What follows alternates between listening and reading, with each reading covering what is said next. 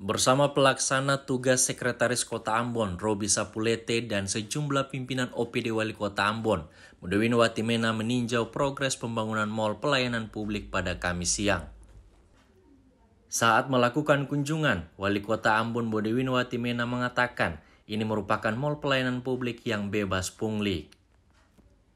Ini juga merupakan salah satu indikator pemerintah Kota Ambon yang berdampak pada optimalisasi pelayanan publik. Mal pelayanan publik dirancang untuk mendukung aktivitas ekonomi masyarakat. Mal pelayanan publik bukan sekedar pembangunan fisik, tetapi tentang tanggung jawab dan transformasi. Pelayanan publik yang menjamin perizinan dan non-perizinan terintegrasi dalam sebuah gedung.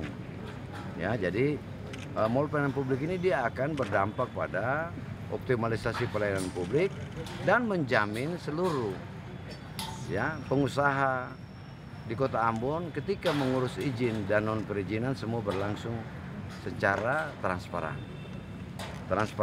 dan akuntabel. Itu yang ingin kita capai dari pembangunan mal pelayanan publik. Nah, kita berharap nanti setelah mal pelayanan publik dia jadi, dia akan merubah peta pelayanan publik di Kota Ambon yang dulu kalau mengurus sebuah izin dia harus ke dinas sini, walaupun sudah satu pintu, tapi di sini dia akan terintegrasi semua. Jadi termasuk juga instansi-instansi vertikal yang misalnya soal hak kekayaan intelektual, imigrasi, kemudian hukum, pelayanan hukum, kantor urusan agama, dan semua jenis-jenis pelayanan pemerintah kota akan terintegrasi di sini. Beta kira ini hal yang luar biasa dan beta berterima kasih, bersyukur bahwa proses pembangunan ini sudah dimulai. Paling tidak dalam 100 hari kerja wali kota dan wakil wali kota Ambon, 17 program prioritas ini per masing-masing program ada progresnya. Jadi ini bentuk dari pertanggungjawaban moral kami sebagai pemimpin kota ini kepada masyarakat yang telah mempercayakan kami menjadi wali kota dan wakil wali kota Ambon. Pembangunan mal pelayanan publik merupakan bagian dari 17 program prioritas pemerintah Kota Ambon.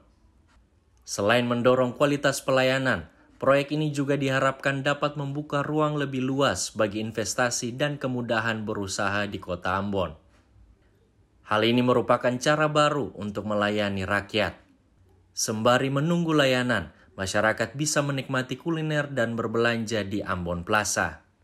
Lebih dari sekedar efisiensi birokrasi, mal pelayanan publik dirancang untuk mendukung aktivitas ekonomi masyarakat. Yang pasti, kebijakan pemerintah kota ini mendasari diri pada ketentuan perundang-undangan yang berlaku. Kami semaksimal mungkin menghindari kesalahan prosedur mekanisme yang bertentangan dengan peraturan perundang-undangan. Nah, kalau mal pelayanan publik sudah jadi, ya kita perkirakan, asumsikan bahwa setiap hari paling tidak 50, 100, 150 orang yang datang beraktivitas di sini. Dampaknya terhadap amplas ini akan sangat besar. Paling tidak mereka sementara menunggu keluarnya izin, mereka bisa ngopi, mereka bisa lihat, bisa belanja untuk keperluan rumah tangganya. Jadi ada dampak. Ya, kita ibaratkan dia sebagai simbiosis mutualisme. Pihak pengelola amplas membangun mal pelayanan publik sebagai bentuk tanggung jawab mereka dalam kontrak kerjasama dengan pemerintah kota. Dampaknya adalah masyarakat mengurusi izin dan non perizinan di sini akan berdampak kepada amplas itu sendiri. Betul, rasa ini hal yang positif yang mesti kita apresiasi hari ini. Pemerintah Kota Ambon saat ini tengah menjalin kerjasama lintas sektor guna memperluas cakupan layanan di mal pelayanan publik yang melibatkan lembaga hukum, pendidikan, dan keagamaan.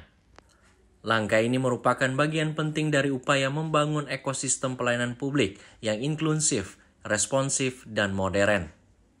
Dengan semangat perubahan dan integritas, Ambon kini menapaki jalan menuju pelayanan publik yang lebih manusiawi, cerdas, dan bermartabat. Pembangunan mal pelayanan publik merupakan simbol nyata komitmen pemerintah kota menghadirkan layanan publik yang terintegrasi dan mudah diakses. Novita Bonara, Edmond Tupan melaporkan.